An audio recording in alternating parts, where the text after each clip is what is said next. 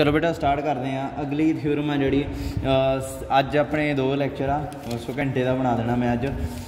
अगली थ्योरम है जी वो बहुत वधिया तो इंपॉर्टेंट आ थ्योरम 1.3.6 ये करते हैं आप 1.3.6 ये की आ इफ पहला स्टेटमेंट पढ़ो A B any 2 elements of a group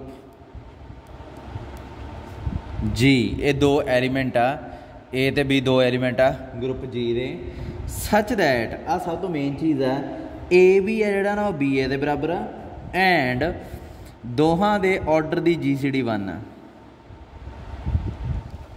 to prove करो कहंदा कि ऑर्डर ऑफ ए बी है ना जिहड़ी वो ए ते बी दे ऑर्डर दी प्रोडक्ट आ। हुण जिहड़ा इहने मेन काम आपां नूं दित्ता वो की है कि ए बी बी ए दे बराबर आ 2 ही एलीमेंट आ ये हरेक एलीमेंट की गल नहीं हुई जी दे 2 ऐसे एलीमेंट जिहड़े ये 2 कंडीशनां होल्ड करवाउंदे आ दैन आ आटोमैटिकली हो जूगी प्रूफ। इहदा प्रूफ करते हैं।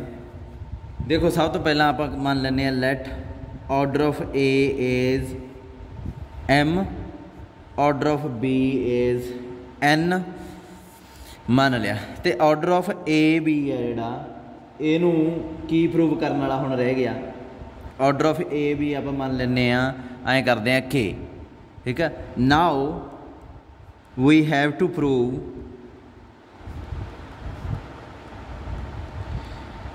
ऑर्डर ऑफ ए बी किहदे बराबर है के बी ए का ऑर्डर कितना M बी का ऑर्डर कितना N यानी कि आप प्रूव करना के is equal to MN। Given की हो गया गिवन दैट जो अपन दिता होया A B is equal to B A आ एंड ऑर्डर ऑफ ए तो बी की GCD 1 ऑर्डर ऑफ ए की है M ऑर्डर ऑफ बी की है N तो M तो N की GCD है जी वो 1 दी हुई है। ਇਹਦੀ ਹੈਲਪ ਨਾਲ ਸਾਰੇ ਦੀ ਆ ਜੋ ਦਿੱਤਾ ਹੋਇਆ ਇਹਦੀ ਹੈਲਪ ਨਾਲ ਆ ਚੀਜ਼ ਆਪਾਂ ਪ੍ਰੂਵ ਕਰਨੀ ਹੈ। ਇਹਨੂੰ ਪ੍ਰੂਵ ਕਰਨ ਵਾਸਤੇ ਮੈਂ ਕੀ ਕਰੂੰਗਾ ਮੈਂ ਸ਼ੋ ਕਰੂੰਗਾ ਆ ਰਫ ਕੰਮ ਵਿੱਚ ਐਡ ਨਾ ਕਰਿਓ ਇਹਨੂੰ ਮੈਂ ਸ਼ੋ ਕਰੂੰਗਾ k ਡਿਵਾਈਡ ਕਰਦਾ mn ਨੂੰ ਤੇ mn ਡਿਵਾਈਡ ਕਰਦਾ k ਨੂੰ। ਜਦੋਂ ਇਹ ਚੀਜ਼ ਹੋ ਗਈ ਤਾਂ ਆਪਾਂ ਲਿਖ ਸਕਦੇ ਹਾਂ k ਹੈ ਜਿਹੜਾ ਉਹ mn ਦੇ ਬਰਾਬਰ ਆ। ਪਹਿਲਾਂ ਆ ਚੀਜ਼ ਪ੍ਰੂਵ ਕਰਨੀ ਪਊਗੀ ਫਿਰ ਆ ਚੀਜ਼ ਪ੍ਰੂਵ ਕਰਨੀ ਪਊਗੀ।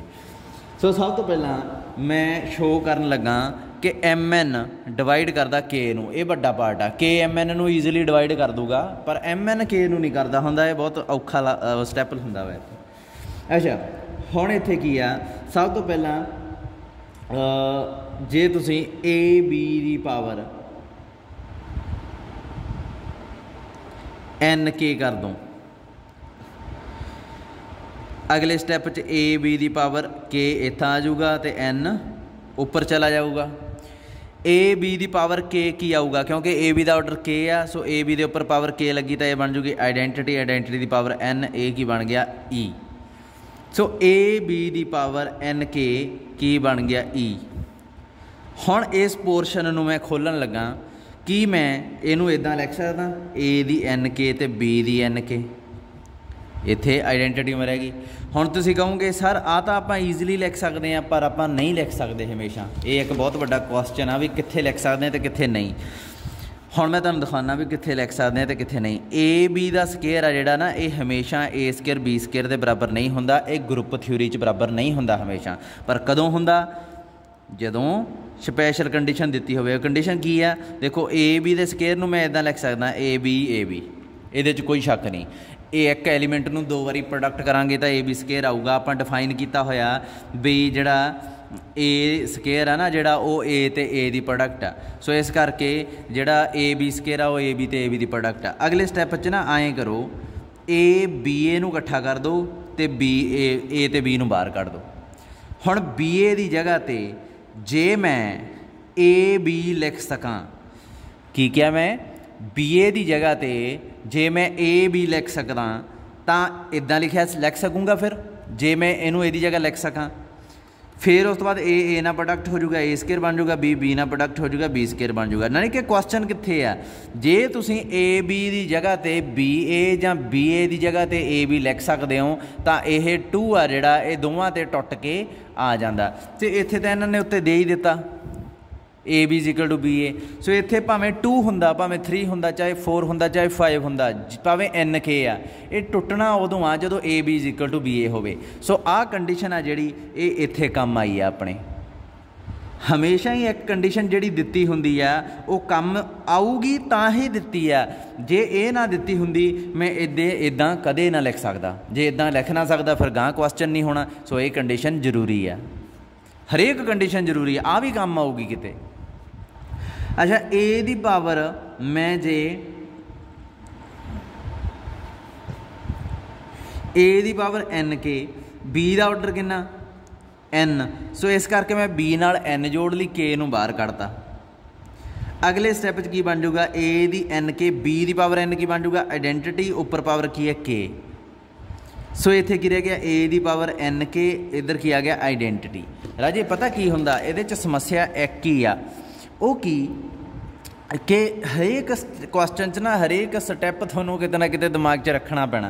देखो इत्थे तुसीं आ स्टैप चुनिया, ये थोड़ा जिहा स्पैशल स्टैप सी, ए बी दी पावर एन के रख के तुसीं तुर पे, इत्थों इस पॉइंट तो तुसीं तुर पे ते होया कि ये चीज़ ते पहुँच गए। जे इत्थों ना तुरदे तां इत्थे भी ना पहुँचते। हुण प्रॉब्लम की है भी थोनों पेपर च कौन दसू भाई भी इत्थों ही तुरना, इस थ्योरम च इत्थों ही तुरना, ये थोनों दिमाग च याद ही रखना पैना। इत्थों ही क्यों तुरे, इहदा जवाब थोनों इत्थे ही मिल जूगा, इत्थों ही पता लग जूगा।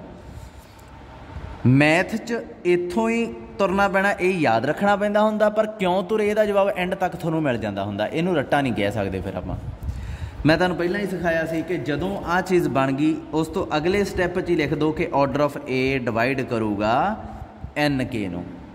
ऑर्डर ऑफ ए की है, ऑर्डर ऑफ ए की है एम, सो एम डिवाइड कर दूगा एन के नूं। आपां कल किन्नी एग्जाम्पलां दे तुहानूं सिखाया भी जदों एम ते एन दी जी सी डी होवे तां ये जिहड़ा ये असल च के एन के बाई एम इंटीजर होऊगा। इधर भी रफ काम कर लगे, इनू भी शामिल ना करियो, ठीक है। एम बाई एन के बाई एम आ जिहड़ा ये इंटीजर होऊगा। मैं तुहानूं कल कहा सी आ जिहड़ा एम ते एन दी जे जी सी डी है ना, आ नजायज़ आ जाता हुंदा विच, इहदी लोड़ नहीं हुंदी। सो आपां इहनूं कटता, ईवन दैन के बाई एम भी इंटीजर रहूगा, इहदा मतलब एम डिवाइड करूगा के नूं। इहदा मतलब की आ एम डिवाइड करूगा के नूं। इत्थे एज पा के लिख दो एम ते एन दी जी सी डी 1 आ, उहदी लोड़ ही नहीं हुंदी 1 जी सी डी वाले दी। देखो जिहड़ा आ ये तो लिखना ही हुंदा, आ जिहड़ा ये भी लिखना हुंदा, कटना किहदा हुंदा जिहड़ा रह गया। देखो एम ते एन दी इहदे नाल जिहदी जी सी डी 1 आ ना, ये जिहड़ा उपर लिखिया होया इहदे नाल जिहड़ा उपर लिखिया जिहदी जी सी डी 1 आ उहनूं कट दो। जे इत्थे के दी जी सी डी 1 हुंदी तो मैं के कट देनी सी, मैं लिखना सी एम एन। ये याद रखियो भी एम नूं ना कट दिओ किते, ਇਹਦਾ ਵਿਚਾਰਾ ਪਹਿਲਾਂ ਹੀ ਕੱਲਾ ਤੇ ਕੱਲਾ ਹੀ ਹੋਣਾ ਚਾਹੀਦਾ, ਫੇਰ ਹੀ ਇਹ ਰਿਜ਼ਲਟ ਲੱਗਣਾ। ਜੇ ਇੱਥੇ ਐਮ ਤੇ ਟੀ ਲਿਖੀ ਬੈਠੇ ਹੋ ਤੁਸੀਂ, ਇੱਥੇ ਐਨ ਕੇ ਟੀ ਲਿਖੀ ਬੈਠੇ ਹੋ, ਹੁਣ ਇਹਦੇ ਨਾਲ ਜੀ ਸੀ ਡੀ ਦੇਖੀ ਜਾਂਦੇ ਹੋ, ਨਹੀਂ ਆਏ ਨਹੀਂ ਹੁੰਦਾ। ਇਹਦੀ ਸੌਰੀ ਇਹਦੀ ਇਹ ਇਸ ਨੰਬਰ ਦੀ ਇਹਦੇ ਨਾਲ ਜੀ ਸੀ ਡੀ ਦੇਖੀ ਜਾਂਦੇ ਹੋ, ਟੀ ਨੂੰ ਇਗਨੋਰ ਕਰੀ ਜਾਂਦੇ ਹੋ, ਨਹੀਂ ਇਹ ਗਲਤ ਆ। ਸੋ ਉੱਤੇ ਕੱਲਾ ਹੋਣਾ ਚਾਹੀਦਾ ਪਹਿਲਾਂ, ਇਹ ਥੋੜ੍ਹਾ ਜਿਹਾ ਧਿਆਨ ਦਿਓ। ਘਰ ਆਪਾਂ ਦੋਵਾਂ ਨਾਲ ਵੀ ਸਕਦੇ ਹਾਂ ਰਾਜੇ, पर मैं तुहानूं कहना भी जिथे 2 लिखे है एम टी बाई एन के टी, उत्थे फिर सारे दी जी सी डी देखनी पैनी आ। ये डंडे तो उपर जिहड़ा भी नंबर हुंदा ना उहदी जी सी डी देखनी पैंदी हुंदी है। आ डंडा इहदे उपर जो नंबर आ सारे दी जी सी डी किहदे नाल, जे एन नाल इहदी जी सी डी 1 आ तां एन कट दो, जे के नाल 1 आ तां के कट दो। हाँ जे एन के दी प्रोडक्ट नाल ही 1 आ तां एन के भी कट सकदे आ इकट्ठा, पर यह ना होवे भी इत्थे तुसी एम टी एन के टी लिखी बैठे हो है ना, तो बाद च तुसी की कर रहे हो एम दी एन नाल जी सी डी 1 आ तो इत्थों एन कट्टी जाने, तो टी का भी ध्यान रखना, फिर नाल टी किधर गया, समझ लगी। डंडे तो उपर सारे नंबर की जिहदे जिहदे नाल जी सी डी 1 आ उहनूं कट्टी चलो। अच्छा सो m डिवाइड करता k नूं, ये आपां इहनूं 1 लिख लिया। हुण फिर चलो फिर वापस हुण e the power a the power sorry a b the power m k रख ली, की बनूगा ये a b दी पावर फिर k थले आ गया, m उपर जा वड़िया, a b the power k की होगा आइडेंटिटी, ਉਹਦੀ पावर की बन गया m, a की बन जाऊगा आइडेंटिटी।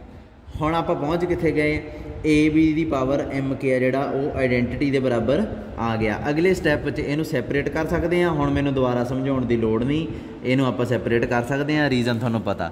अगले स्टैप च ए दी पावर एम कर लो हुण, क्योंकि ए दा ऑर्डर एम आ ना कि बी दा, सो इहनूं इकट्ठा करन दा कोई फायदा नहीं, इहनूं बी दी एम के ही रहण दो, दूजे पासे आइडेंटिटी है, ठीक है, इहदे ते फोकस करो। हुण इत्थे ए दी पावर एम की हो जाऊगा आइडेंटिटी दी पावर के, बी दी M K is equal to identity. It implies identity का तो कोई रोल ही नहीं, ए की बन जाऊगा बी दी पावर एम के ही रह जाऊगा। आइडेंटिटी दी पावर के की हुंदा आइडेंटिटी, सो आइडेंटिटी नूं बी एम के नाल प्रोडक्ट किया, वो फिर खत्म, कुछ बी एम के ही कल्ला रह जाऊगा, उहदा कोई रोल नहीं होना। आ चीज़ आ गई।